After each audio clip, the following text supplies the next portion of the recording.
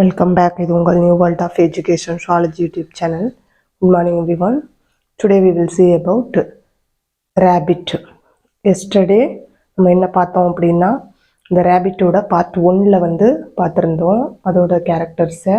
And today வந்து சுவாசத்துலேருந்து ஆரம்பித்து and அதோட சர்க்குலேஷன் எப்படி இருக்குது அண்ட் பிரெயின் எப்படி இருக்குது அண்டு உணர்வு உறுப்புகள் கழிவு நீக்கம் ரீப்ரொடக்ஷன் வரை இன்றைக்கி பார்க்கலாம்.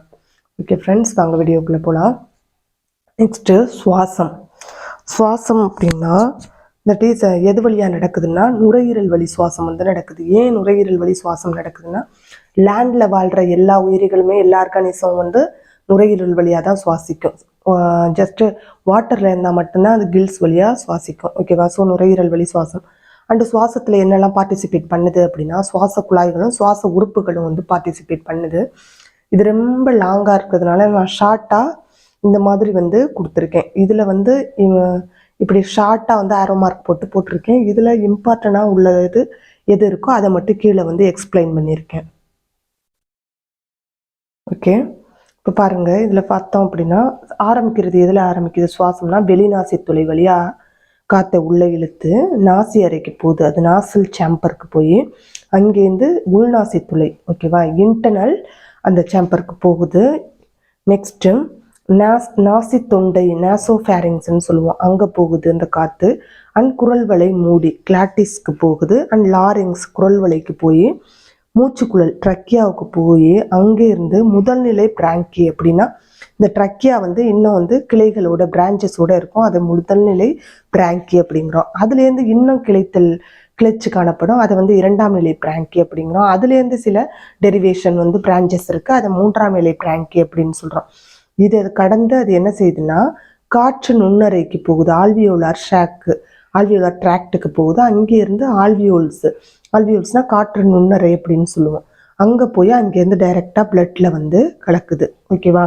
இப்படி தான் வந்து வெளியில் இருக்கிற காற்று வந்து அதோட பாடிக்குள்ளே போய் அதுலேருந்து பிளட்டில் மிக்ஸ் ஆகுது. ஓகேவா? வெளிநாசி துளை, நாசி அறை, உள்நாசி துளை, நாசி தொண்டை, குரல்வளை மூடி, குரல்வளை, மூச்சுக்குழல், முதல் நிலை பிராங்கி, இரண்டாம் நிலை பிராங்கி, மூன்றாம் நிலை பிராங்கி, காற்று நுண்ணறை குழாய், காற்று நுண்ணறை பிளட் ரத்தம். ஓகே, இந்த வேயில தான் வந்து சுவாசம் நடைபெறுது. அண்டு இப்போ பார்த்தோம் அப்படின்னா நாசல் சேம்பர்னு சொன்னோம் இல்லையா, அந்த நாசல் சேம்பரில் என்ன இருக்குன்னா ஹேர் இருக்குது, நிறையா ஹேர் இருக்குது. இந்த ஹேர் வந்து எதுக்காக அப்படின்னா வெளியிலேருந்து வர்ற தூசுக்களை வந்து என்ன செய்ய டஸ்ட்டை ஃபில்டர் பண்ணுறதுக்காக. ஓகேவா? நம்மளுக்கு இப்போ இழுக்கும்போது ஒரு டஸ்ட்டு போச்சுன்னா நம்ம என்ன செய்வோம்னா திரும்ப இது பண்ணி நம்ம வெளில விட்டுருவோம். ஓகேவா? ஒரு மாதிரி இரிட்டேஷனாக நம்ம ஃபீல் பண்ணுவோம். அந்த மாதிரி இருக்கிறது அந்த ஹேர் உள்ளே இருக்க தான் காரணம். தூசுக்களை என்ன செய்யுதுன்னா ஃபில்டர் பண்ணி வெளியில் அனுப்பிடுது. அண்டு நாசி தொண்டைன்னு சொன்னோம் இல்லையா, நாசோஃபேரிங்ஸ்னு, அதில் என்னென்னா யுவ்லா அப்படிங்கிற ஒரு சிறப்பு, ஒரு பை மாதிரி, ஒரு சாக் மாதிரி ஒரு அமைப்பு இருக்குது. அண்டு மூச்சுக்குழாய் சொன்னோம் ட்ரக்கியாவில் பார்த்தோம் அப்படின்னா சி ஷேப்பில் வந்து ரிங்ஸ் ட்ரக்கியல் நர்வ்ஸ் வந்து அதிகமாக காணப்படுது. சி ஷேப்பில், அது என்ன ஷேப்பில் இருக்குன்னா சி ஷேப்பில் வந்து இருக்குது. ஓகேவா? இதுதான் வந்து அதில் இருக்கக்கூடிய இம்பார்ட்டன்ட்.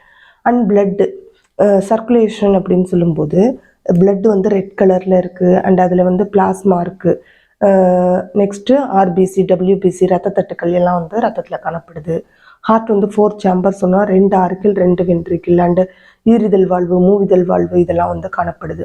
அண்டு மெயினாக நுரையீரல் எப்போதுமே தமனின்னா என்ன செய்யும்னா பியூர் பிளட்டு தான் வந்து எடுத்துக்கு போகும், சுத்தமான ரத்தத்தை. ஆனால் அதுக்கு அல்டர்னேட்டிவாக அந்த நுரையீரல் தமனி மட்டும் என்ன செய்யுது அப்படின்னா ஆப்போசிட்டாக தூய்மையற்ற இம்பியூர் பிளட்டை வந்து எடுத்துக்கு போகுது. ஸோ இது வந்து ஒன் டைம் PGA-TRB கொஸ்டின் கூட, அதனால தான் இதை வந்து இம்பார்ட்டன்ட் மார்க் பண்ணியிருக்கேன். நுரையீரல் தமனி மட்டும் என்ன செய்யுதுன்னா தூய்மையற்ற ரத்தத்தை வந்து கொண்டு செல்லும். அண்டு இது வந்து ஏன் நான் ரொம்ப எலாபரேட்டாக அந்த சேம்பர்ஸ், ஆர்கிள், வென்ட்ரிக்கிள், ஈரிதழ் இதெல்லாம் நடத்தலைன்னா நம்ம அடுத்தது வந்து என்ன செய்ய போகிறோம்னா நம்மளோட அடுத்தடுத்த யூனிட்டில் வந்து கண்டிப்பாக இதெல்லாம் வந்து ஹார்ட்டெல்லாம் நம்ம எலாபரேட்டாகவே பார்க்க போகிறோம். ஸோ இதில் வந்து என்னென்னா கொஞ்சம் ஷார்ட்டாக தான் சொல்லியிருக்கேன். நெக்ஸ்ட்டு ஹெப்பாட்டிக் போர்ட்டல் சிஸ்டம் இருக்குது. ஹெப்பாட்டிக் அப்படின்னாலே உங்களுக்கு தெரியும், அது வந்து லிவருக்கு ரிலேட்டடாக வர்றது. ஹெப்பாட்டிக் போர்ட்டல் சிஸ்டத்தோட வேலை என்ன அப்படின்னா புரோட்டீனை வந்து ஹார்ம்ஃபுல் அமோனியாவும் ஹார்ம்லெஸ் யூரியாவும் பிரிக்கிறது. ஓகேவா? ஹார்ம்ஃபுல்லான புரோட்டீனை ஹார்ம்ஃபுல் அமோனியா பாய்சனாக உள்ள ஒரு அமோனியாவும் பாய்சன் இல்லாத ஹார்ம்லெஸ்ஸாக தீங்கு தராத யூரியாவாகவும் செப்பரேட் பண்ணுறது அந்த ஹெப்பாட்டிக் போர்ட்டல் சிஸ்டத்தோட வேலை. சர்க்குலேஷன் 2 டைப்ஸில் நடக்குது. Venus circulation, systemic circulation. Venus circulation அப்படின்னா வென்ட்ரிக்கிள்லேருந்து இம்பியூர் பிளட் வந்து பியூரிஃபிகேஷனுக்காக தூய்மைப்படுத்துறதுக்காக நுரையீரலுக்கு கொண்டு செல்லப்பட்டுச்சு அப்படின்னா அது வீனஸ் சர்க்குலேஷன் சொல்கிறோம்.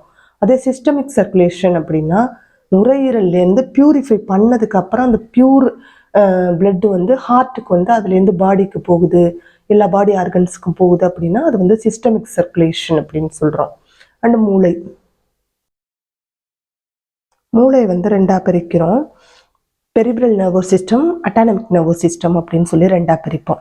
ஓகேவா? அந்த பெரிப்ரல் நர்வஸ் சிஸ்டம் அப்படிங்கும்போது அதில் தான் கிரேனியல் நர்வ்ஸு, ஸ்பைனல் கார்டு, தண்டுவடம் இது 2ம் வருது. அதே அட்டானமிக் அப்படின்னா வந்து தானியங்கி நரம்பு மண்டலம், சிம்பத்தட்டிக், பேராசிம்பத்தட்டிக் அப்படின்னு 2ஆக பிரிக்கிறோம். பெரிப்ரல் நர்வஸ் சிஸ்டத்தை வந்து கிரேனியல் நர்வ்ஸு, தண்டுவடம்னு பிரிக்கிறோம். ஏஎன்எஸ் மீன்ஸ் ஆட்டோனமிக் நர்வஸ் சிஸ்டத்தை வந்து சிம்பத்தட்டிக், பேராசிம்பத்தட்டிக் அப்படின்னு சொல்லி 2ஆக பிரிக்கிறோம். மூளையை சுற்றி இருக்கிற உரைக்கு பேர் மெனிஞ்சஸ் அப்படின்னு வந்து சொல்கிறோம்.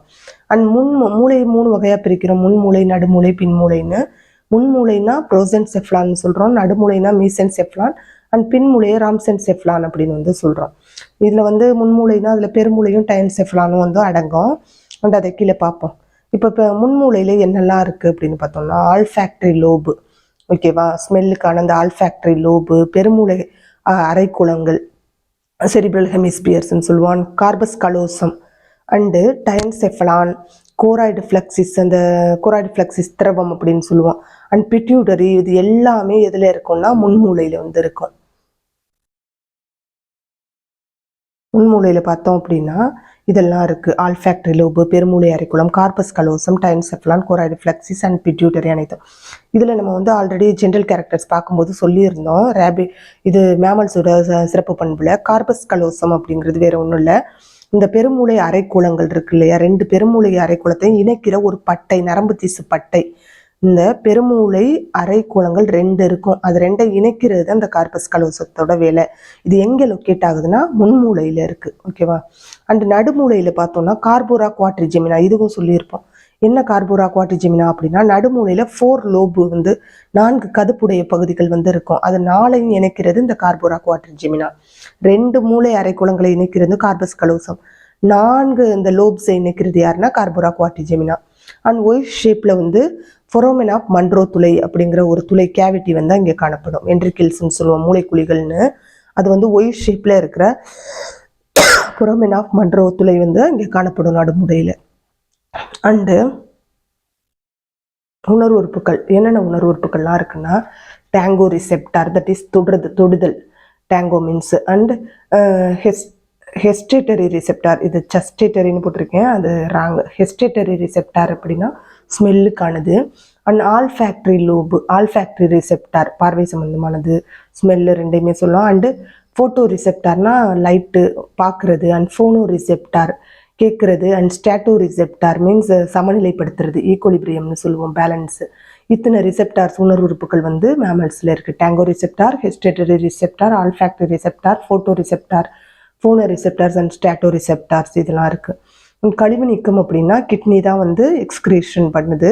எது எக்ஸ்கிரீஷன் பண்ணுதுன்னா நைட்ரோஜினஸ் வேஸ்ட்டை வந்து நைட்ரஜன் கழிவுப் பொருளை வெளிப்படுத்துது. அண்டு மெட்டானெஃப்ரிக், என்ன வகையான கிட்னி அப்படின்னா மேமல்ஸில் எல்லாத்துலேயுமே மெட்டானெஃப்ரிக் டைப்பு தான். அண்டு ரீப்ரொடக்ஷன் அப்படின்னா ஆண் பெண் உயிரி வந்து செக்ஸஸ் ஆர் செப்பரேட்டு, ஆண் உயிரி பெண் உயிரி தனித்தனி. அண்டு குட்டி போடுறதா வந்து இருக்கும். ஓகே ஃப்ரெண்ட்ஸ், இதுதான் வந்து இன்னைக்கு இந்த பார்ட் 2. இதோட வந்து இந்த குழிமுயல் வந்து டாபிக் வந்து முடியுது. அண்ட் நம்ம யூனிட் ஃபுல்லாக செகண்டை கிளியர் பண்ணிவிட்டு மாடல் கொஸ்டின்ஸ் கொடுத்து அதில் வந்து டெஸ்ட் வேணுனாலும் கண்டக்ட் பண்ணலாம். ஏன்னா இப்போ எக்ஸாம் வந்து ரொம்ப கிட்ட வந்ததுனால யூனிட் 2 வரை கம்ப்ளீட் பண்ணியிருக்கோம். ஆனால் கண்டினியூவாக மற்ற யூனிட் வந்து கண்டினியூவாக போடுறேன். அதோடு சேர்த்து கொஸ்டின்ஸ் வந்து ப்ரீவியஸ் இயர் கொஸ்டின்ஸை நம்ம கண்டிப்பாக அனலைஸ் பண்ணலாம். அது உங்களுக்கு வந்து இப்போ எக்ஸாம் எழுதுகிறவங்களுக்கு ரொம்ப ஹெல்ப்பாக இருக்கும். அண்டு இன்றைக்கி முடித்த டாப்பிக்லேருந்து ஒரே ஒரு கொஸ்டின் மட்டும் கேட்குறேன். அது தெரிஞ்சிச்சு அப்படின்னா நீங்கள் கண்டிப்பாக கமெண்ட் பாக்ஸில் சொல்லுங்கள். தெரியலைன்னா ஒன்றும் இல்லை, நம்ம வீடியோஸ் இந்த ரேபிட் வீடியோஸை வந்து போட்டு பாருங்கள். ஓகே ஃப்ரெண்ட்ஸ், என்ன அப்படின்னா இன்றைக்கான கொஸ்டின் வந்து இந்த குழிமுயல்னு ரேபிட் சொல்கிறோம்ல, இது வந்து என்ன சப் கிளாஸில் வரும்? இது வந்து ஒரு மேமல்னு உங்களுக்கு தெரியும். என்ன சப் கிளாஸில் வரும்? புரோட்டோதீரியாவா, மெட்டாதிரியாவா அண்ட் யூதிரியாவா? அப்படி அது புரோட்டோதிரியாவா இருந்தா இல்லை மெட்டாதிரியாவா இருந்தா அல்லது யூதிரியாவா இருக்கு அப்படின்னா என்ன ரீசன்னால வந்து அந்த சப் கிளாஸ்ல வந்து இந்த ரேபிட்டை வந்து வச்சிருக்காங்க? அதுக்கான ஆன்சரை வந்து நீங்கள் கமெண்ட் பாக்ஸில் கண்டிப்பாக சொல்லுங்கள். ஓகே ஃப்ரெண்ட்ஸ், இந்த சேனல் உங்களுக்கு பிடிச்சிருந்துச்சுன்னா லைக் பண்ணுங்கள், ஷேர் பண்ணுங்கள், சப்ஸ்கிரைப் பண்ணுங்கள் அண்ட் கூடவே உங்களோட கமெண்ட் பாக்ஸில் சொல்லுங்கள். தேங்க்யூ.